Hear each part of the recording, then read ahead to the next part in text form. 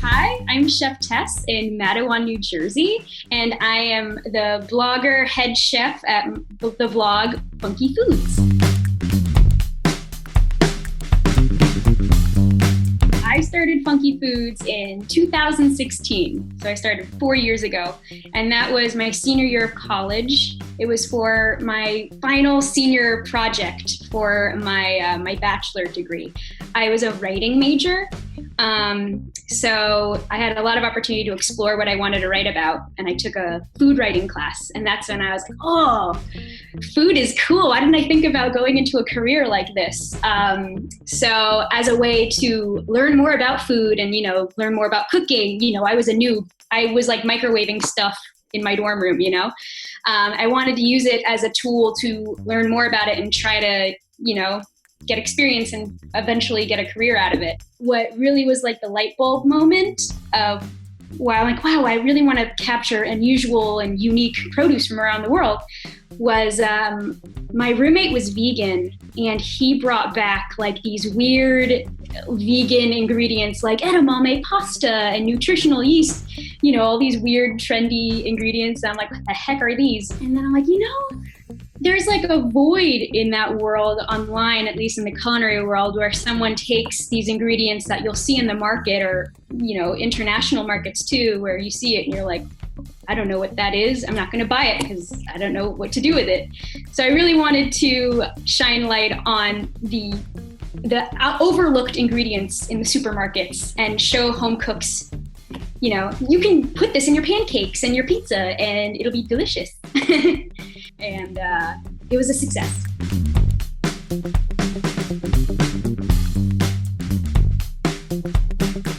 My goal for FunkyFoods is to keep seeking opportunity where it presents itself and use those opportunities to help it grow. I just really like to inspire myself and inspire others along the way and educate myself and educate others.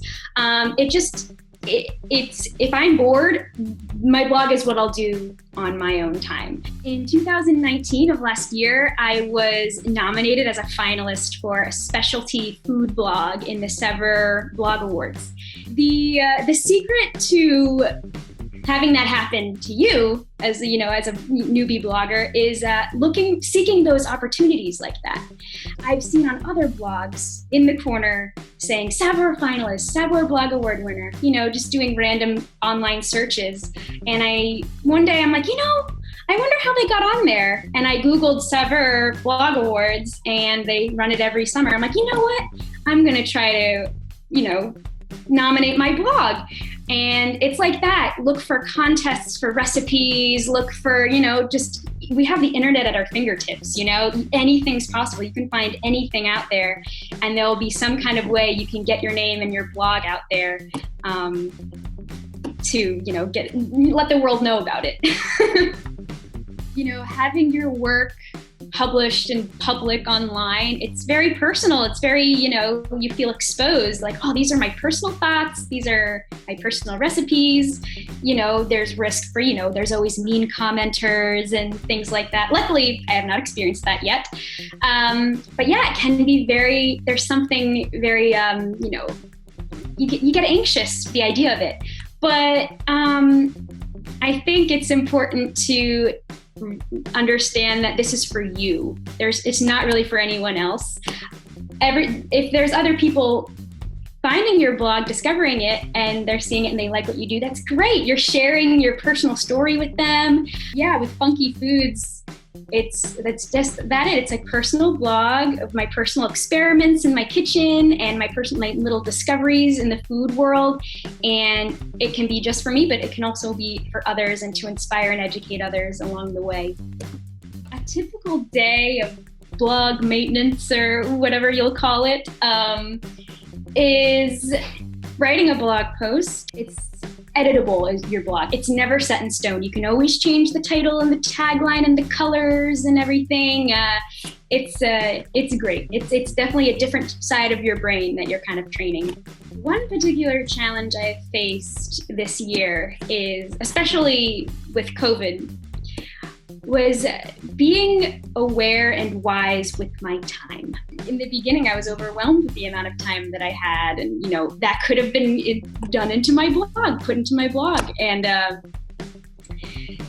it was an adjustment, and I actually took advantage of it in the end. And I was like, all right, I'm going to start planning, doing that editorial calendar finally, because in the beginning I kind of would just post on a whim. So this kind of helped me gain structure for my blog, and help me plan ahead and use my time wisely, to get in the habit of this, blogging schedule. I'm really looking forward to my trip to France in September. I'm really excited to challenge myself in a different country food-wise, explore that country and what funky foods they have. It's still possible in September, I don't know. But that is something I'm always looking for a challenge and, make myself uncomfortable because, when you come out of it, you come out stronger and with more inspiration and ideas. And I'm hoping that will help evolve my blog and kind of solidify it in some way.